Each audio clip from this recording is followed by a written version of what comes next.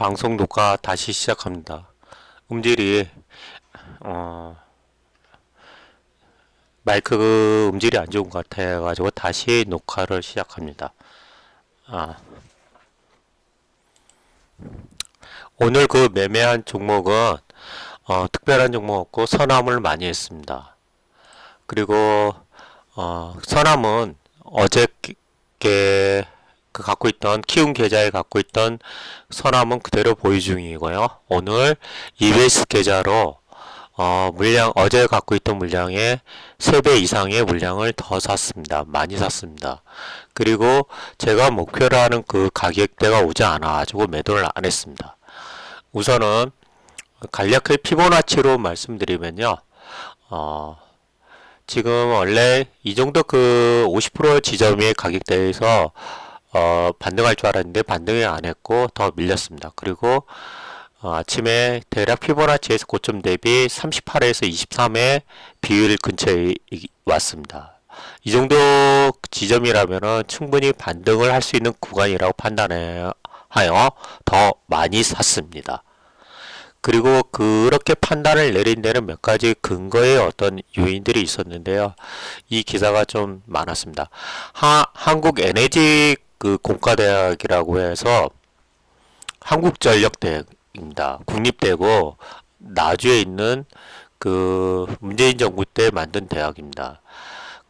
그 공대에서 샘플을 킨텀 연구소하고 올해 5월 달부터 업무 협약을 맺었고 그 한 달 전문에 이 샘플을 에너지 공대에게만 유일하게 줬답니다. 그래서 그 LK99 샘플을 받은 그 공대에서 내린 결론이 미세 결정 구조가 논문과 같다.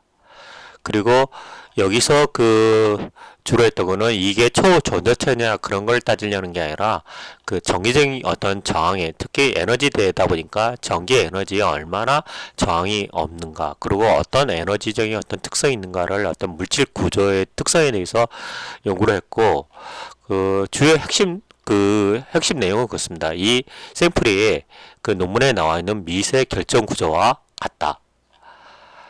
그리고 지금 이 중요한 논점 중에 하나가 뭐냐면 이 샘플을 갖고 있는 그 유일한 기관이 지금 현재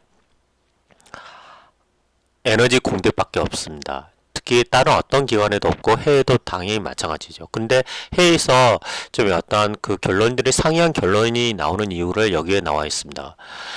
해외 연구진이 LK99 샘플 제작에 성공했다고 밝히고도 특성이나 내부 구조는 천차만별인 것에 대해 이 연구자는 세라믹 화학물의 특성 때문이라고 말한다. 세라믹 화학물은 만드는 과정이 도자기 굽는 것과 비슷하다 보니 같은 재료를 사용해도 만드는 사람에 따라 결과물이 차이가 있다는 것이다.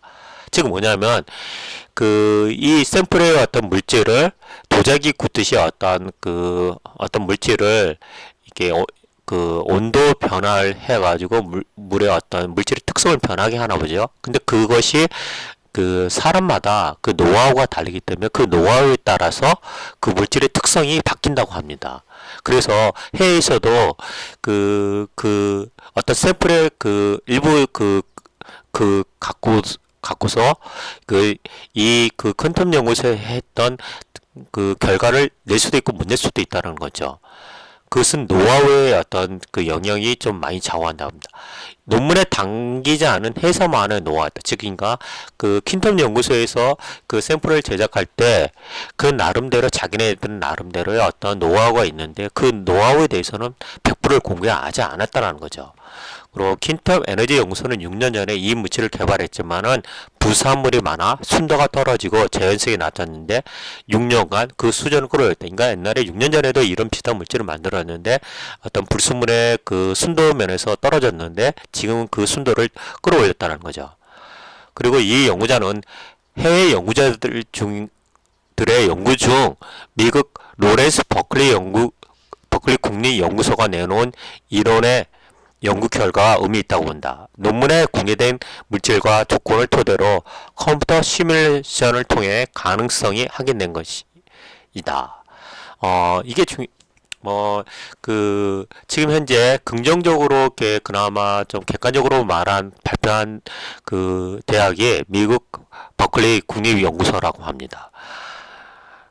일단은 이게 신문지상에 공개된 어떤 내용들이고요. 이거에 대해서 우리가 사실 전문가의 그 과학자가 아닌 이상 내용을 잘 모를 겁니다. 저도 사실 이런 비슷한 일을 하긴 하는데, 저도 이 좀 약간 생소하고 이번 어떤 사건을 통해서 이걸 좀 더 공부할 수 있는 계기가 됐을 뿐이지, 제가 과학자가 아니기 때문에 제 그 영역은 과학자들의 몫이라고 생각합니다.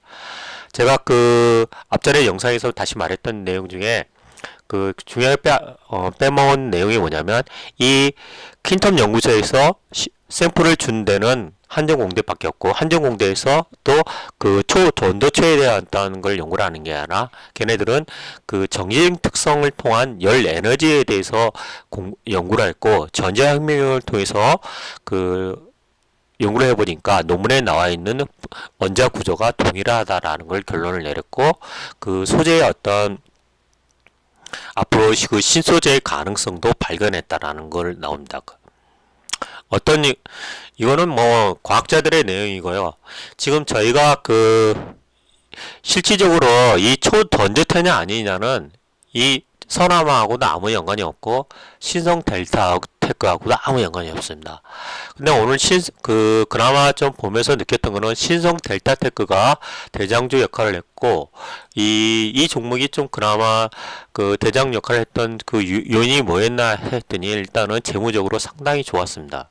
그리고 자회사가 BA라는 2차전지 관련 회사를 하고 있습니다. 아마 이런 재무적으로도 좋고 2차전지 섹터이면서도, 그리고 이게 초전도체의 어떤 테마로도 같이 엮이다 보니까 워낙 괜찮은 종목이다 보니까 오늘 대장 역할을 한 것 같습니다. 그래, 어쨌든 저는 선암을 전에 보유하고 있었고, 오늘도 더 추가적으로 샀습니다. 이 구간대라면은 어떤 반등이 나올 수 있는 구간이라고 판단되고, 제가 원하는 목표 가격대까지는 보유할 생각입니다. 그리고 초전도체에 대한 어떤 연구 발표는 지금 SBS나 KBS의 공신력인 방송국에서 원하는 게, 샘플을 보내줘서 그 샘플에 대해서 다시 검사하는데, 그 결과가 적어도 8월 말 정도로 예상하고 있습니다.